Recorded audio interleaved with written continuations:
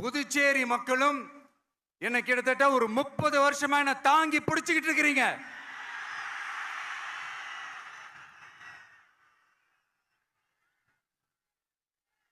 அதனால இந்த விஜய் தமிழ்நாட்டுக்கு மட்டும்தான் குரல் கொடுப்பான்னு நினைக்காதீங்க.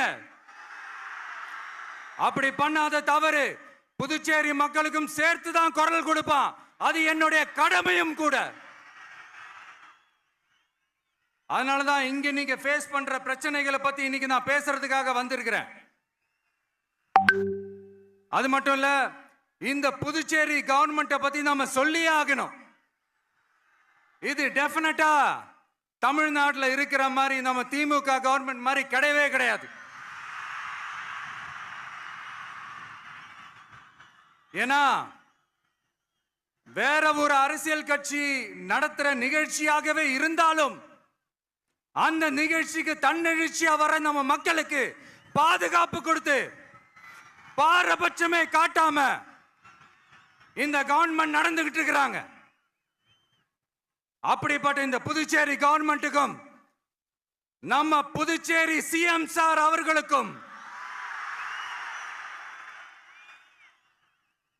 இந்த நேரத்தில் என்னுடைய மனப்பூர்வமான நன்றிகளை தெரிவிச்சுக்கிறேன்.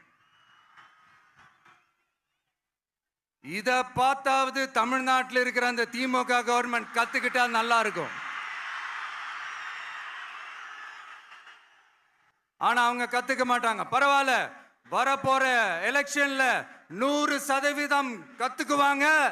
அத நம்ம மக்கள் பார்த்துக்குவாங்க.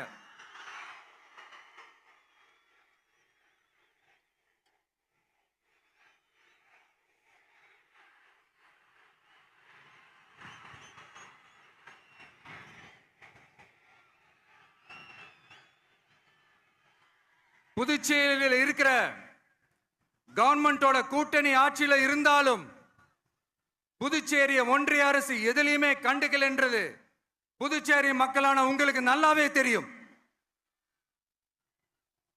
மாநில அந்தஸ்து கோரிக்கையை மட்டுமா கண்டுக்கல, இங்க வளர்ச்சி ஏற்படவும் துணை நிக்கவே இல்லைன்னு கேள்விப்படுறோம்.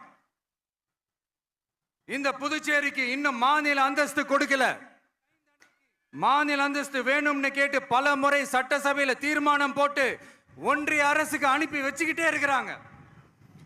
இந்த வருஷம் கூட மார்ச் மாசம் 27ஆம் தேதி 2025 அன்னைக்கு ஒரு தீர்மானம் போட்டாங்க. அது மாநில அந்தஸ்து வேணும்னு கேட்டு ஒன்றிய அரசுக்கு அனுப்புற 16வது தீர்மானம்.